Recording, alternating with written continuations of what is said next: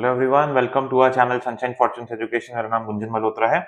आज हम लोग जर्मनी को लेके फाउंडेशन प्रोग्राम्स के बारे में बात करेंगे। मेनली जो फाउंडेशन प्रोग्राम्स प्राइवेट इंस्टीट्यूशंस में जो ऑफर किए जाते हैं उसके बारे में बात करेंगे। देखिए, पब्लिक यूनिवर्सिटीज की बात करें तो स्टूडेंट कॉलेज का जो जर्मन में जिसको बोला जाता है प्रोग्राम को, वो एक तरह का फाउंडेशन प्रोग्राम है, बट उसको आज हम लोग नहीं डिस्कस करके जर्मनी में लोकेटेड जो दूसरे प्राइवेट इंस्टीट्यूशन है जैसे कि बीएसवीआई हो गया, उसमें प्रोवाइड किए जाने वाले फाउंडेशन प्रोग्राम के बारे में बात करेंगे। तो पहले मैं आपको बताऊंगा फाउंडेशन प्रोग्राम होता क्या है। जो फाउंडेशन प्रोग्राम होता है, ये यूनिवर्सिटी में या किसी इंस्टीट्यूशन में किसी कोर्स को करने के लिए अगर आप एलिजिबल नहीं हैं तो आपको प्रिपेयर करता है, आपके स्किल डेवलप करने में आपको हेल्प करता है।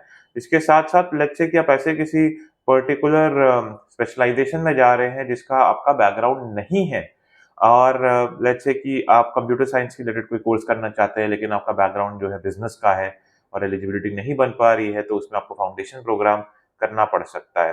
साथ के साथ साथ इसमें मैं आपको कहना चाहूंगा कि जो लैंग्वेज प्रोफिशिएंसी होती है, बहुत से स्टूडेंट्स जो मेन बैचलर्स प्रोग्राम होता है उसकी लैंग्वेज प्रोफिशिएंसी की क्राइटेरिया को नहीं मीट कर पाते, उस केस में उनको फाउंडेशन प्रोग्राम करना पड़ता है। एंड तक देखेंगे वीडियो को तो मैं आपको बीएसबीआई की जो वेबसाइट मेंशन्ड है उसके हिसाब से बताऊंगा कि उसमें क्या लिखा हुआ है, कितना एलिजिबिलिटी क्राइटेरिया फाउंडेशन प्रोग्राम का है और कितना नॉर्मल प्रोग्राम का है। तो आपको जो डिफरेंस है वो समझ में आएगा।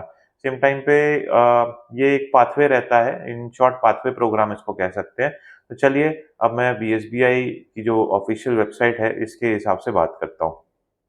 देखिए, अगर आप लेट्स से कि किसी प्रोग्राम के जो बैचलर्स लेवल पे पढ़ाया जाता है उनके वेब पेज पे जाएंगे बीएसबीआई के, और इनके एलिजिबिलिटी क्राइटेरिया को आप देखेंगे तो what you will observe is कि मिनिमम एज जो फाउंडेशन प्रोग्राम के लिए है वो 17 इयर्स है, whereas normal BSc honours program के लिए जो मिनिमम एज है वो 18 इयर्स है।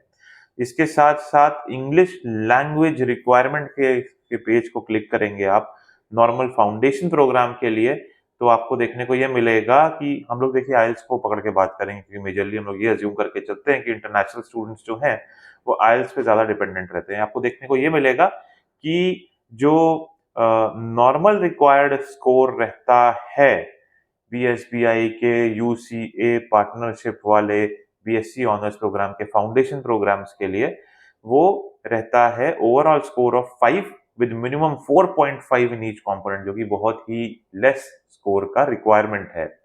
और नॉर्मल बीएससी प्रोग्राम का जो विदाउट फाउंडेशन है उसका जो रिक्वायरमेंट रहता है overall score of 6 no less than 5.5 in any component. देखिए, इंस्टीट्यूशन आपको 5 के स्कोर में विद नो लेस देन 4.5 में ऑफर दे देगा फाउंडेशन प्रोग्राम के साथ, कोई टेंशन वाली बात नहीं है। लेकिन इसमें वीजा आएगा नहीं आएगा, इस पे थोड़ा विचार करना पड़ेगा, आपको सोचना पड़ेगा। पर्सनल एडवाइस मेरे से पूछेंगे तो इतने कम आइल स्कोर के साथ वीजा के लिए प्रोसीड नहीं करना चाहिए। थोड़ा मोड़ा अगर एक दो कंपोनेंट में 5 आ जाए, 5.5 के बदले ओवरऑल 6 का स्कोर हो, एक में 5 आ गया बाकी में 5.5 एंड अबव है अगर, तो उस केस में जरूर करिए वीजा फाइल। बट इतना स्कोर जो लेस है overall 5 individually 4.5, this is not a very good score, visa reject होने के चांसेस हो जाएंगे। तो ये जी डिफरेंस है आइल्स की रिक्वायरमेंट का। एंड लाइकवाइज मैंने डिटेल्स में आपको बता ही दिया कि फाउंडेशन प्रोग्राम क्या होता है। इन केस अगर आप भी जर्मनी जाके पढ़ना चाहते हैं और किसी कंट्री में जाके पढ़ना चाहते हैं और आपको सपोर्ट की जरूरत है, हमारी टीम को कनेक्ट कीजिए, चैनल को प्लीज सब्सक्राइब कीजिए, नीचे दिए हुए बेल आइकन पे भी हिट कीजिए। कोई भी क्वेरी हो तो कमेंट सेक्शन में आप अपनी क्वेरी को पोस्ट कर सकते हैं। Will try and revert back as soon as possible. May God bless you. I wish you a very happy learning.